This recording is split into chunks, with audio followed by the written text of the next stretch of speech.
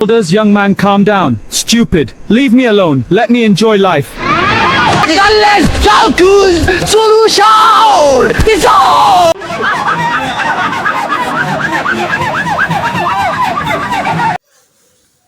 He despised the elders to the extent of doing every torture on them.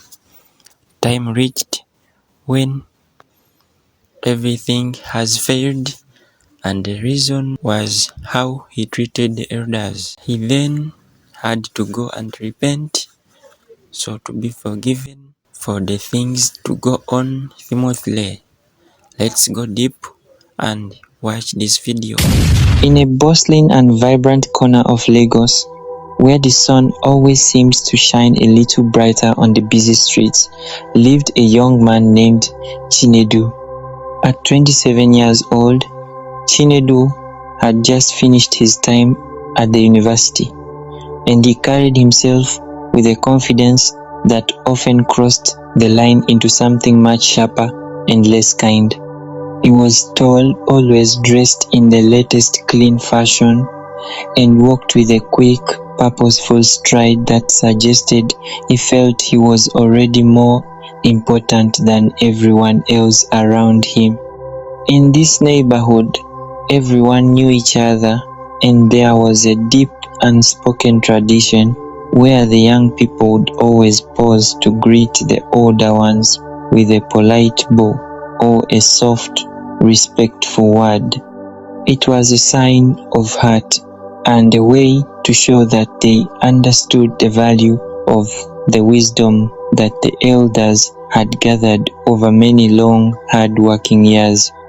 However, Chinedu had decided that he was far too busy and far too clever to follow these simple ways of the heart.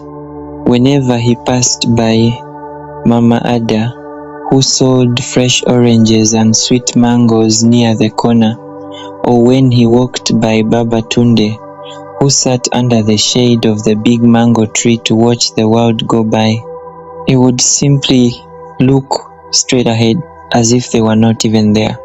Sometimes, when a neighbor would kindly try to share a piece of advice or simply wish him a good morning, Chinedu would roll his eyes or say something very sharp and hurtful, making it clear that he thought their words were a waste of his precious time.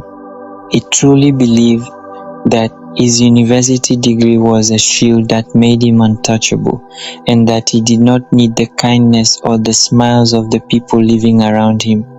His heart felt like a closed door, bolted tight against the warmth of the community that had actually helped to raise him. The elders would often look at him with a mixture of pity and sadness, their eyes heavy with the knowledge that he was traveling down a very lonely road. They tried to be patient, often calling out his name gently to remind him that even the tallest tree needs the soil to hold it steady.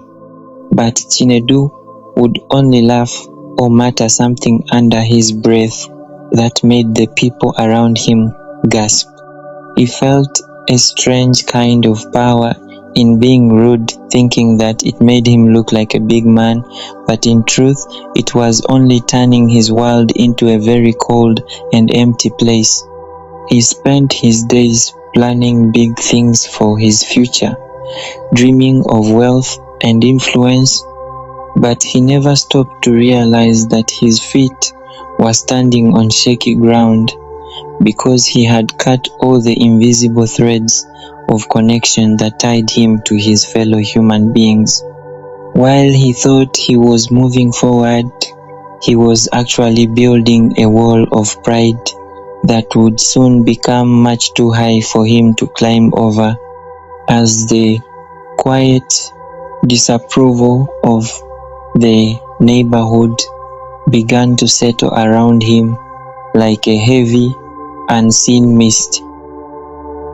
As the weeks turned into months, Chinedu remained completely blind to the cooling atmosphere around him his heart still hardened by the false belief that his own cleverness was all he needed to survive. With a great deal of excitement and a loud show of confidence, he decided to open his first business, a small shop filled with modern electronics and accessories that he thought every person in the neighborhood would surely want to buy. He spent his savings on bright signs and expensive decorations, thinking that the flashy look of his store would be enough to bring in crowds of people who would marvel at his success. On the very first day, he stood behind his counter with his chin held high, waiting for the neighbors to line up and cheer for his accomplishment, but he did not bother to invite anyone or to show any sign of friendliness to the people who had lived there long before he was born. When an older man named Mr. Okafor, a man known for his kindness and his many years of serving the community, walked into the shop to wish him well and offer a small piece of advice about how to treat his customers, Chinedu did not even stand up to greet him properly. Instead, he waved his hand dismissively and told the older man that his old-fashioned ideas had no place in a modern business like his, speaking in a tone that was both loud and deeply disrespectful. The other customers who had come to see what the shop was about heard how Chinedu treated such a respected member of the community, and they immediately felt a heavy sense of disappointment wash over them. Word began to travel quickly through the streets that the young man who thought so highly of himself did not know the basic meaning of respect or kindness, and one by one, the people who lived in the area decided they would rather spend their money at shops where the owners treated them like family. Day after day, Chinedu sat in his shop, staring at the door and wondering why the crowds he had imagined were nowhere to be found, while his frustration only made him even ruder to the few people who dared to step inside. He became like a bitter fruit that no one wanted to pick, and the more he blamed the community for his lack of sales, the more he pushed them further away with his sharp words and his angry scowls. The elders, who had once hoped that he would grow out of his pride, now watched him from afar with a collective sadness that felt like a thick, dark cloud hovering over his failed shop. They had seen many young people come and go, but they knew that without the blessing and the goodwill of the people who knew his name, his efforts would never have the strength to stand tall. Chinedu was so busy looking at his ledger of lost money that he failed to see that he was losing something much more valuable, as his pride had become a barrier that kept the very success he craved from ever finding a place to grow in his shop.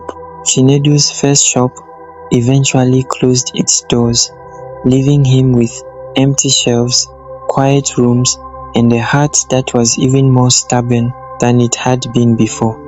He convinced himself that the neighborhood was simply too small-minded to appreciate his grand vision, so he chose to blame everyone else for his failure rather than looking at his own actions.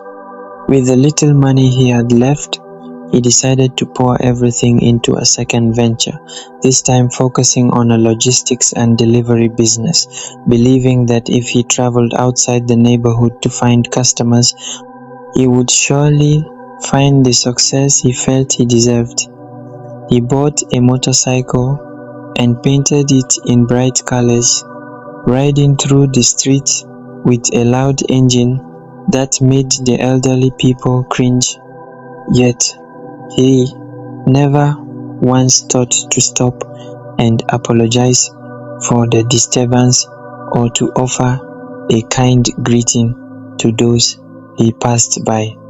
He acted as if the whole world belonged to him, shouting at people who moved too slowly and arguing with anyone who dared to question his reckless way of driving or his arrogant attitude. As he continued to ignore the customs of respect, the air of his pride began to poison his new business even faster than it had destroyed the first one. When he arrived at a house to make a delivery, instead of waiting patiently for the person to come to the door, he would honk his horn incessantly and yell at the homeowner, showing absolutely no regard for the fact that he was in someone else's home or that he was dealing with people who had lived there for decades. The elders of the community, who had once tried to guide him, finally grew weary of his constant disrespect and decided that they could no longer watch him trample on the values that kept their neighborhood peaceful and united. They collectively turned their backs on him, not out of malice, but because they had become exhausted by his refusal to listen to any wisdom, and they warned their own families not to engage with a man who had no room in his heart for anyone but himself. Soon enough, the neighbors stopped calling for his delivery services, and his motorcycle sat parked in the dust for days at a time, its engine growing cold and silent.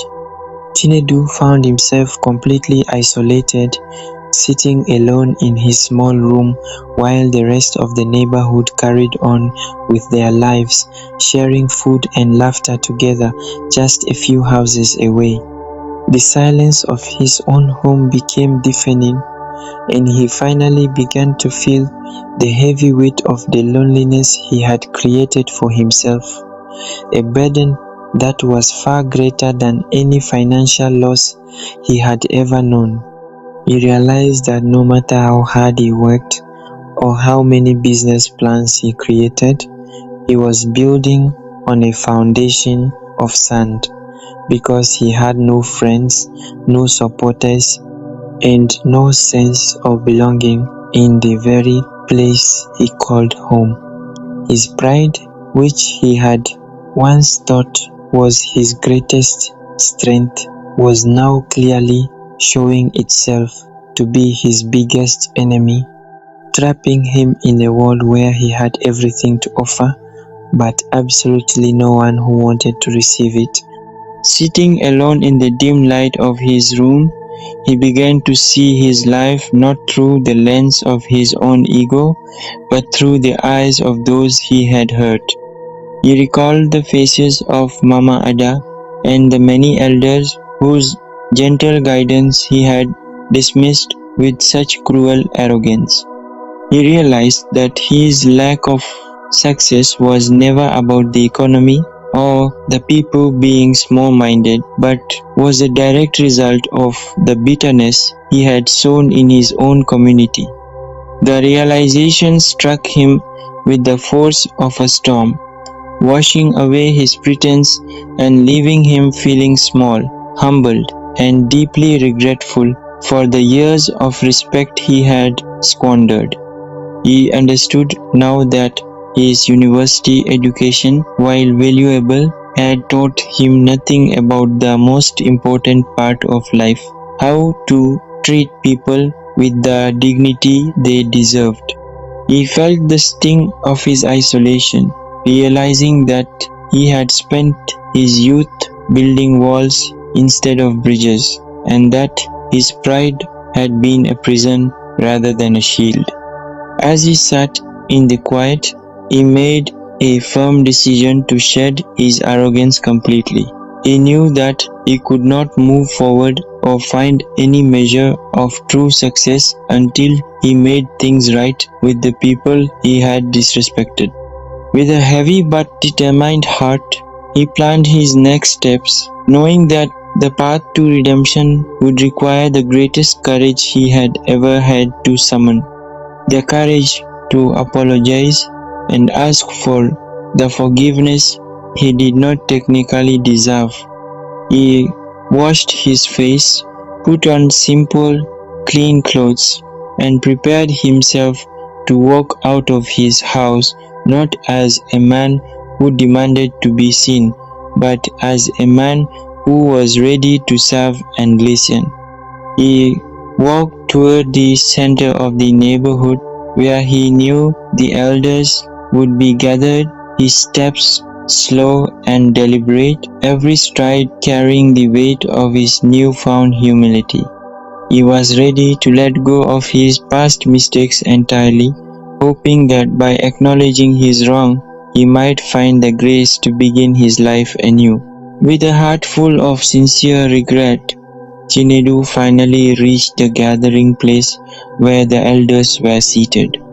He bowed low, lower than he had ever bowed before, and spoke with a soft, trembling voice, asking for their forgiveness for his years of arrogance and neglect. The elders, seeing the genuine change in his eyes and his humble posture, felt their long-held disappointment melt away. They saw a young man who had finally learned the most important lesson of all. They welcomed him back with open arms and words of wisdom, blessing his new path and encouraging him to let kindness be his guide. With the weight of his past finally lifted, Chinedu restarted his businesses, but this time he approached every customer and neighbor with a warm smile, a patient ear, and a genuine respect for their stories and advice. He treated the elders as his mentors, often helping them with his own energy and skill, and in return, the entire community rallied behind him, supporting his work and celebrating his growth. His shops flourished, not just because he was hardworking, but because he had built a foundation of trust and love that was unshakable.